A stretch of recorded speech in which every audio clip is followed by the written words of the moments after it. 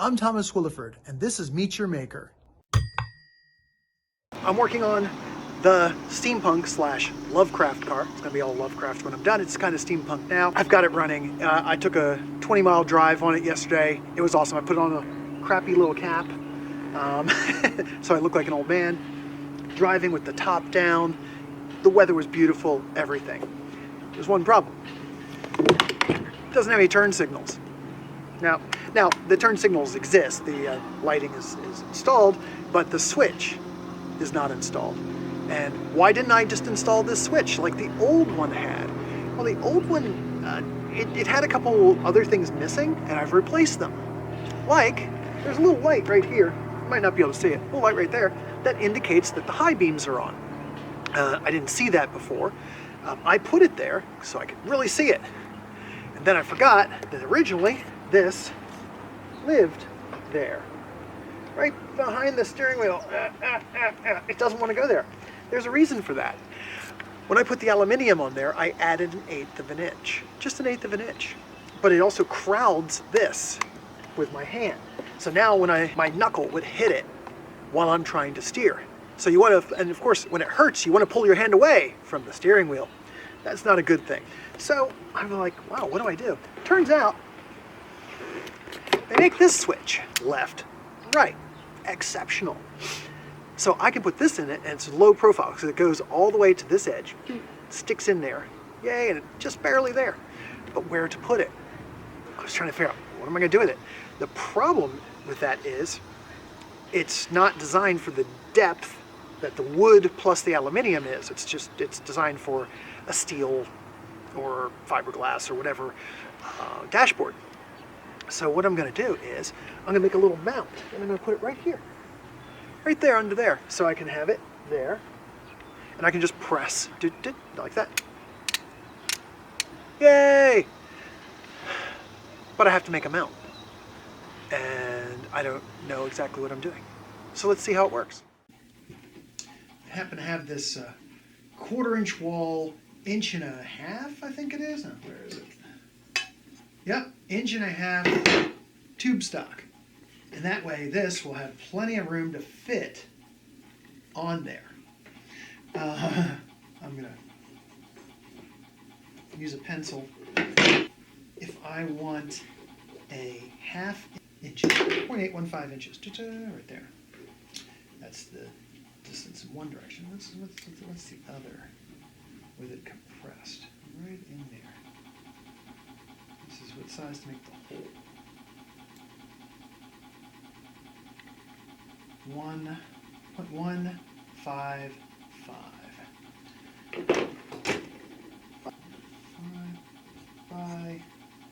1. Cool. That's the size of that piece. 3.5. Cool.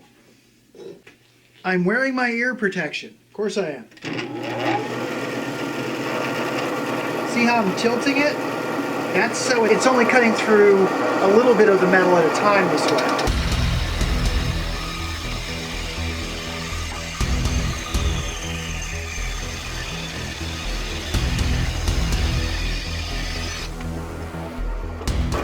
If you just cut straight into it, sometimes you need to do it, but what happens is the whole blade is heating up, cutting through a whole lot of the metal. So that's why I don't do that if I can avoid it. Here's the next piece.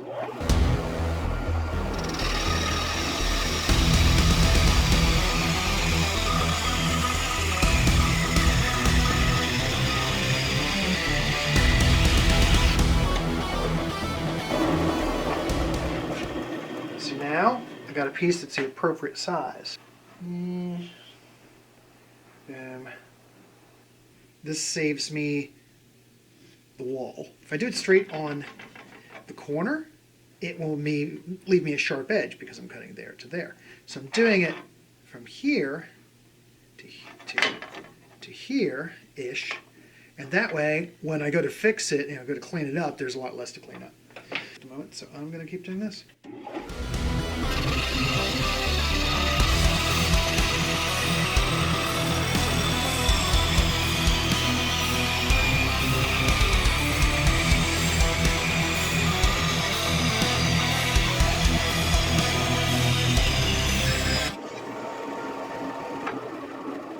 see, now I've cut it kind of like that.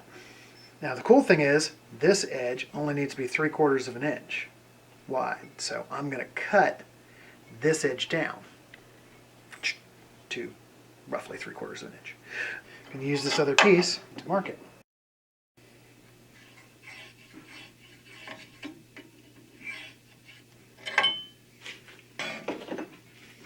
You want this down as low as you can get it, because it keeps the blade flex down, also safer, less chance of getting your fingies in it.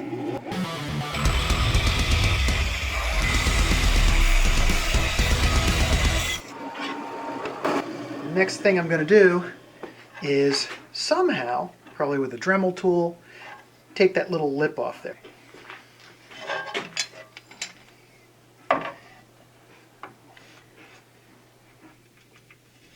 Measuring a 1/2 inch in, because remember I was going to have 1/2 inch tabs.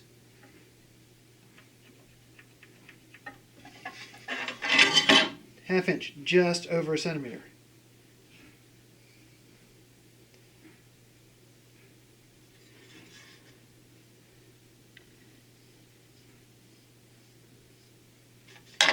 That's an extra inch that I don't have to grind away later on. I'm going to cut this part first because that way it'll pop off and I'll know when to end.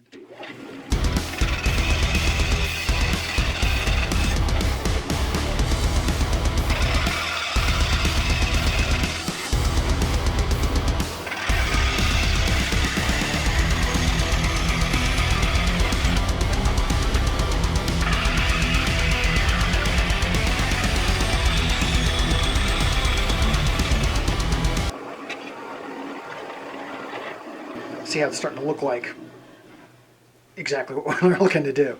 It's starting to go, oh yeah, that's a little bracket. That'll have 2 holes there. I'll drill those holes in there, I'll countersink them, make it all kinds of pretty. So aluminum is kind of a gummy metal. It clogs things up. It's sticky, some people call it sticky. Brass can be the same way. So I've got to be careful with it. I'm going to knead like this, try to get all that off there.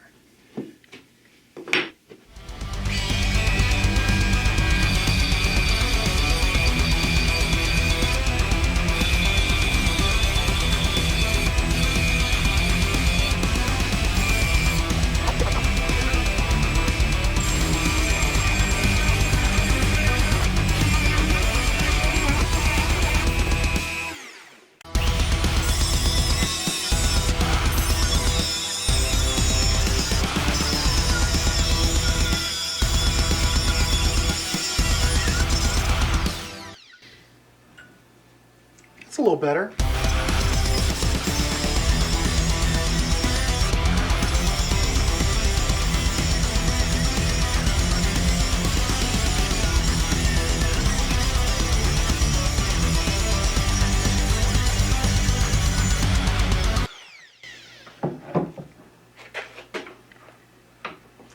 That's warm. Let's see if I can do this right. By the way, when I say do this right, it means probably a horrible idea.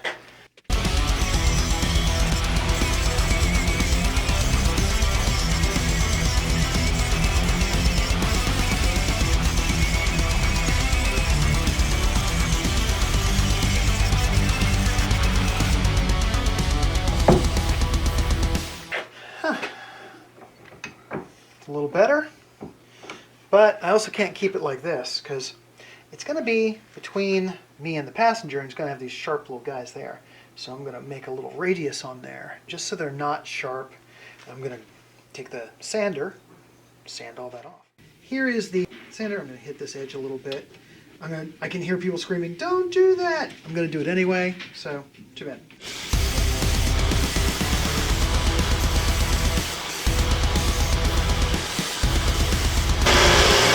See how it's cleaning that up right in here? A little bit of stuff won't be a problem, but very clean, making it nice. This here.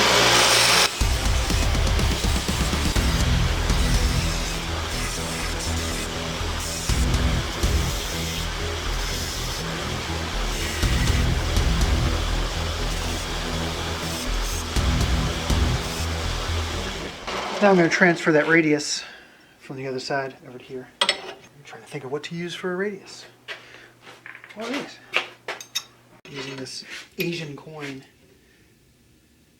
I have no idea what part of anywhere this coin came from.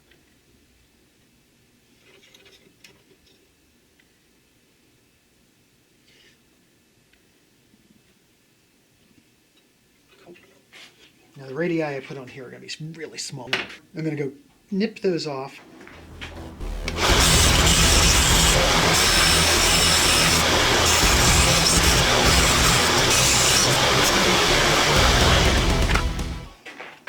Feeling for any rough spots, and I'm just going to take this little file. Make sure there's nothing going to cut me.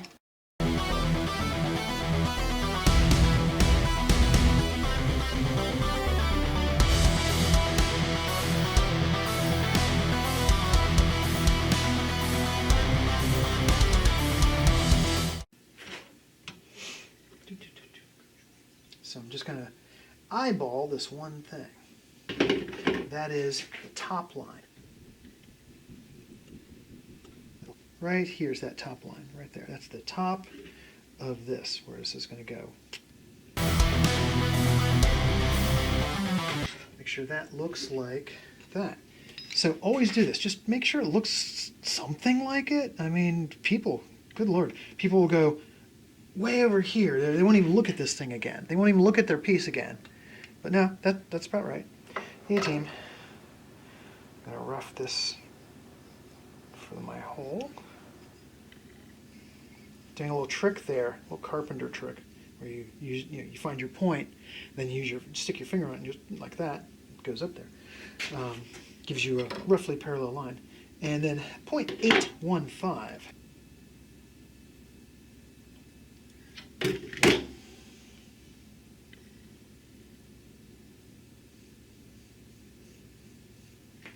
So now I've got my square hole. So what am I going to do? I'm going to drill holes in the corners and some other drilled holes and stuff like that to get that piece out of there. Drilling square holes is always a pain in the butt. I'm going to use this punch to make it so that the drill bit doesn't wander.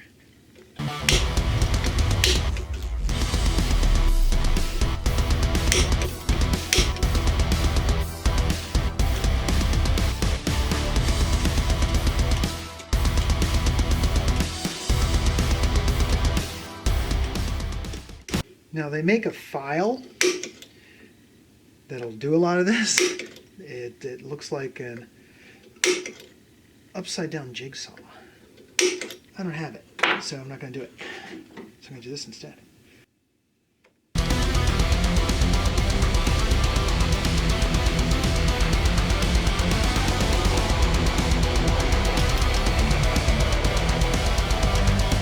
Now I gotta let it cool down. Plus, I was doing something you shouldn't do. See how my thumb was between that? You should never trap your thumb between, or any part of you between the piece for escape and the bit.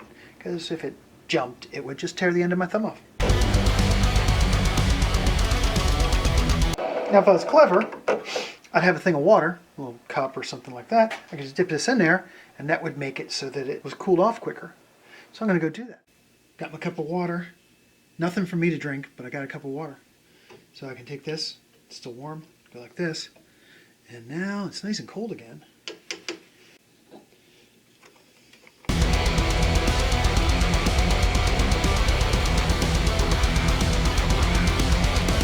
So now I'm going to cut between the holes.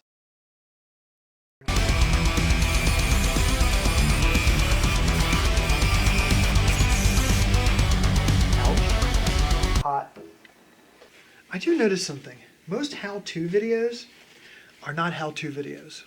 They are how I do it. Here's how I did it. And they're always showing you things that you can't do, or that you don't know how to do, and they don't give you an explanation. They use a tool, you're like, what the heck is that? So, I'm trying to get a balance, because how-to videos are also very boring because they're long. So I'm trying to get a balance between how-to and how I did it. So hopefully this is helpful.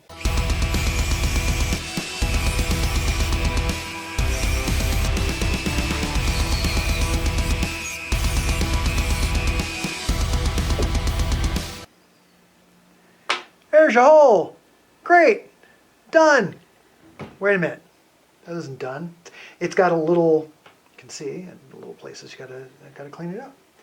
That's what we do. Clean it up a little bit.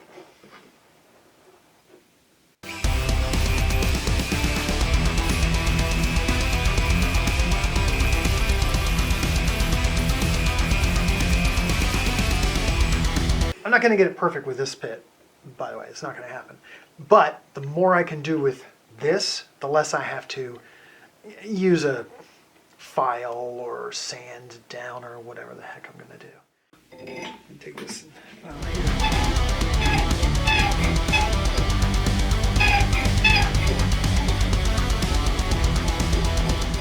This has got a nice, this triangular file can get right into that corner to make it.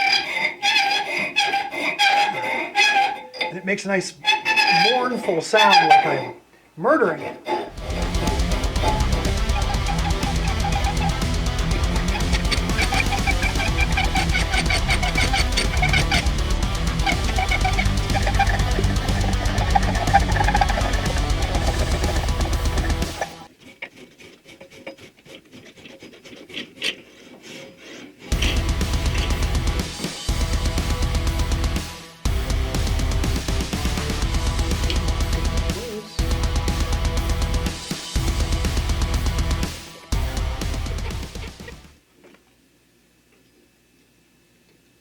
Ooh, that's nice.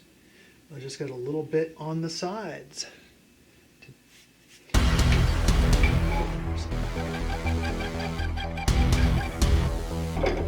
See how it's coming out nice and square now? It doesn't take too many special tools so much as it takes effort.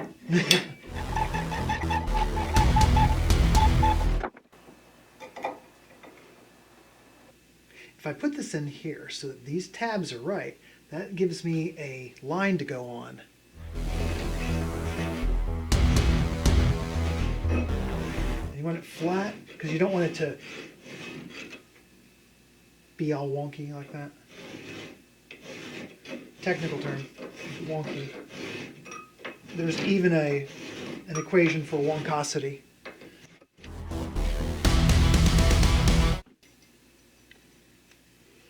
Oh my.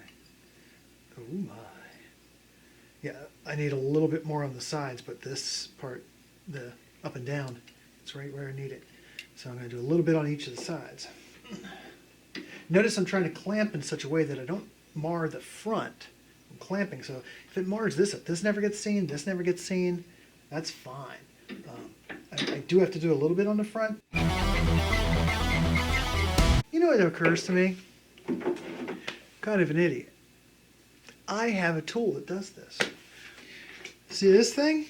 This is band file belt sander, 1/2 inch. So this should do exactly. I've never used this one, so I'm going to see how this works. That felt a lot faster than that I was doing. Oh yeah, that made a lot more damage. So I'm going to hit the corner. Let's see. What problem is this? It's a little too good.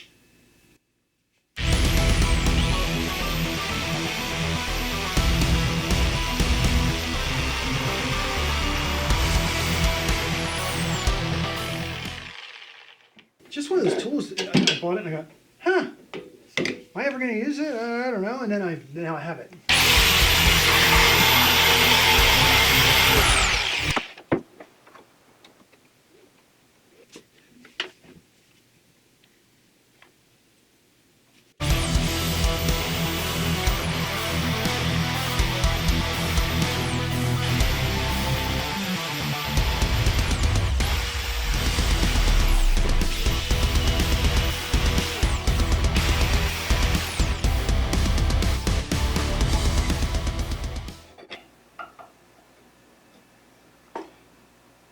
I think that's it. I'm not going to push it all the way in because it might be a pain to get out. Now I got to put the screw holes in it to make things even.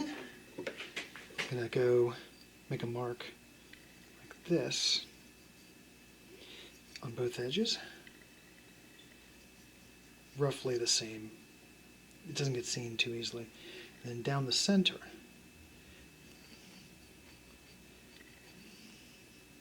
That's where I'm going to put the screw hole. And the bit just has to be slightly bigger than the screw I'm going to be using. I'm using a self-tapping screw for dealing with metalwork because there's a little aluminum piece on the bottom lip where this is going. Goes up like that. So if I drill this out, it'll be perfect. Perfect.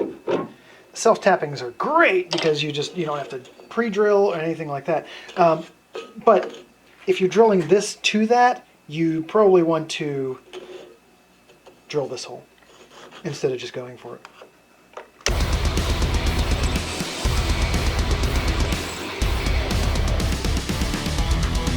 I'm going to do brushed, so this is going to be easy.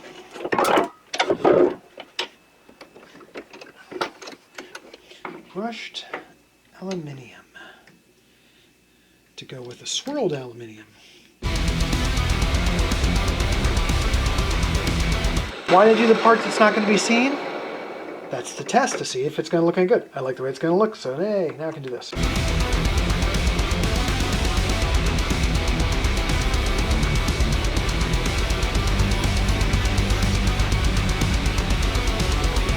See, it's brushed and it's all in the same direction. Either this way or that way, it doesn't matter too much. But now when it goes in, it'll just look nice sitting there. And I'm going to go put this piece in. Now I'm going to position the piece. This is where it's going to sit, right there.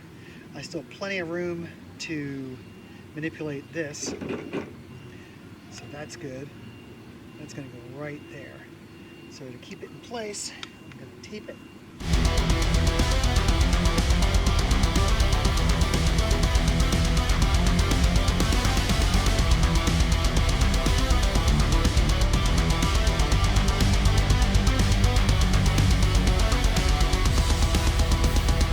These little screws actually have a little drill tip on them, so they are more than usual in their ability to self-tap.